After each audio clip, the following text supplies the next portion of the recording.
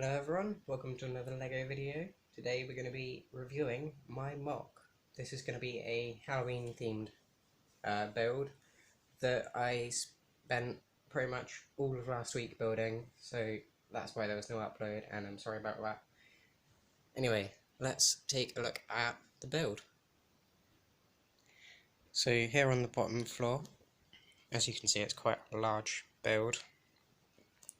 But here on the bottom floor, we've got a statue which uses the Weeping Angel from Doctor Who, a tree, nice fence, a bit broken in places, and then a buried skeleton or something like that. Got these two torches here. And then if we go to the side, you can see there's quite a lot of texturing and like chains and plants and things. And there's a window, which we'll see into later, which I will talk about when we look at the interior. Here we've got a tree which is from the Jewel on Starkiller base from Star Wars Force Awakens. I don't know why I used it, it just looks nice. And we've got a kid here, and he's got this like skull shell. But again, these are all just figures from collectible minifigures and other sets like that. Got a pumpkin here with a fire head, and I think that was from the Web Warriors bridge battle from Spider-Man. And then it's got this nice arched door. Here, as you can see, we've got chain with a Sensei Wu printed head there. We were planning on having that as one of the door knobs, one of the door handles, but we forgot to add that, so we just added it to the chain, which we think looks good enough, maybe, although it would have been nice if we weren't so lazy and just added it there. If we just move this to the side, as you can see, there's some bars there. Not everything's quite pushed down properly, but I think that's something that we're going to try and do later. I just wanted to get this video out. Got Sensei Yang from Ninjago. Anyway, so we've got these nice boarded up windows here and here, and then some spiderweb and more rebling there. This build uses quite a lot of studs not on top techniques, which I feel come really useful, like up here. As you can see, we've got this like metal boarded up window, and then just the studs themselves add a bit of texture. This chimney we forgot to add originally, so it comes off pretty easily, and there's some textures there. There's the back of it, nothing too interesting, and I don't think it adds that much detail. However, I think it still adds to the general build, I guess, so can't complain too much there. Forgot to mention the gargoyle there, and then bone there. So, as I was saying, here's the face. It uses one of the Nexonites printed pieces. I think it looks quite nice and creepy in there, adds a bit of detail, and it's something that you may not notice just looking straight at it if I pull the camera back. I got some Spider-Man web pieces here, and another cracked window where you can see a bit of detail going on inside, and this stained glass, which took quite a while to design, uses quite a lot of red and orange and yellow pieces. Inset by one stud, and then we've got the roof. And then I forgot to mention about this door is that it doesn't open, and there's no detail on the inside of there, so there's no access to any of this build there, just this bit here. And then you can move these roofs, which I'll get to later. So anyway, there's another web piece there, and then if we look on the side of here, there's not a lot of detailing. Got a nice hole there, which was intentional, just so we could have just general holes. Got this piece there, and then if we turn it around completely, the top part is relatively detailed. Not every piece used is Lego, as you can see there. And then this was quite an interesting piece to use. It's one of the angled slope pieces, which you used on these roofs, here and here.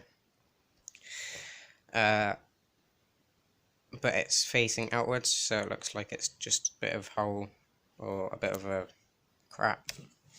And then, as you can see, there's a bit more just random details there and there. We weren't originally planning on adding much detail to the back, so there's not a lot there, especially compared to the other sides there, and that's why there's also no window. But as I said, it doesn't really matter because it's mainly designed to be displayed from the front.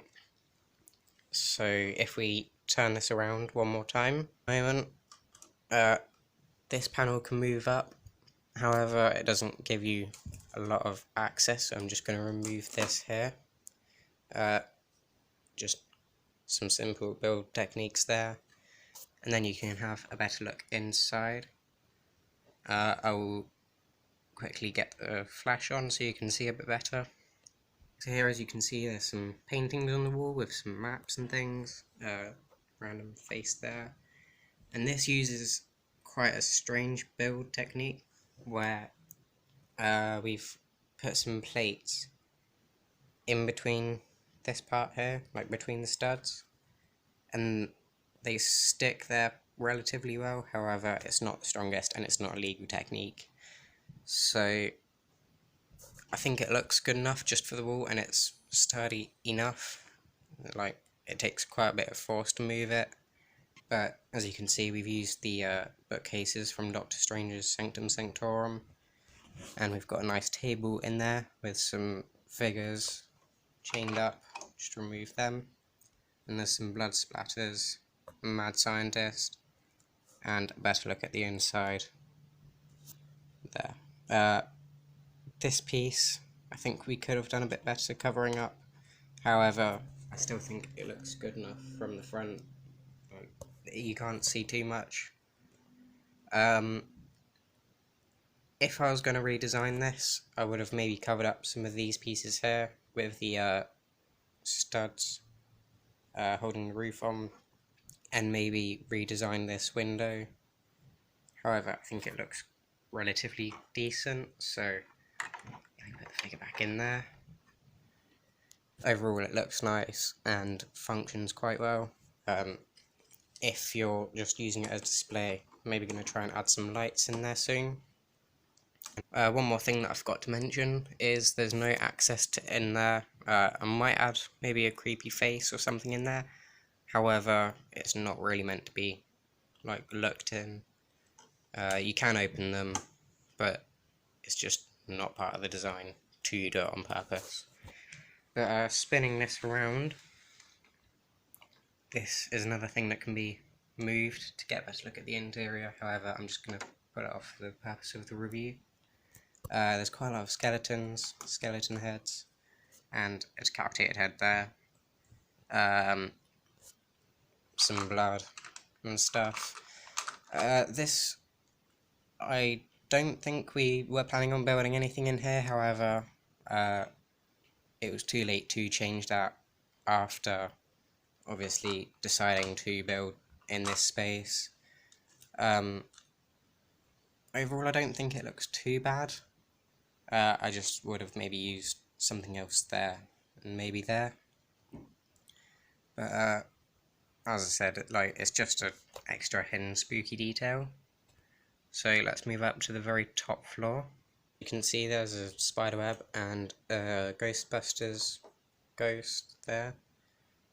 If we move this flap there, as you can see, there's a ghost there, and an elf, or Dobby, or goblin, or whatever you want to call it. This was just a random bit of space that we had that we decided to just add a bit more build. Just add a few more details, some figures. Nothing special. Looks nice. I probably prefer it with the roof on and closed to having that open and being able to see inside. However, as I said, just a fun little spooky detail. I think I'm not going to change too much with it by Halloween. However, we might add some maybe lights inside to get glow from in these windows and there and stuff. As I said, like, this is just one of the builds that I've been working on. If we cut, I can show you another build which is a graveyard and another. So me and my stepmom also decided that we'd build our own personal builds. I decided to build this creepy graveyard. It's got this skeleton hand there, some nice textured walls, like 3 tombs or coffins or whatever you want to call them.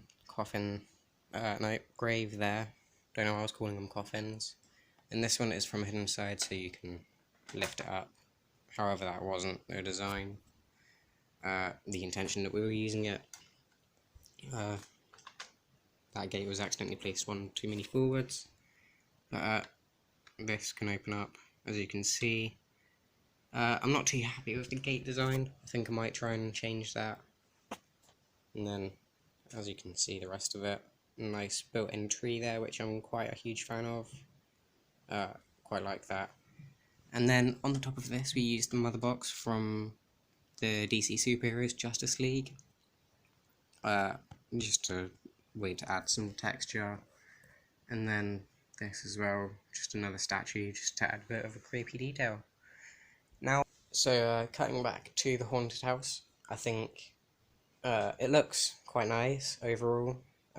Some nice creepy details, like the interior with the person on the table, and then this face up here, which I'm a huge fan of. I think I could have done better with things like just the interior, having opening doors maybe, and maybe with this, not having so many just random pieces there. Not sure if you can see that here, but if you watch the entire video you should know what I'm on about. I think it has some nice texturing and details, especially on this side. But yeah, overall, good build. It was a fun thing to do, and I'm looking forward to doing some more in the future. Thank you everyone for watching, and goodbye.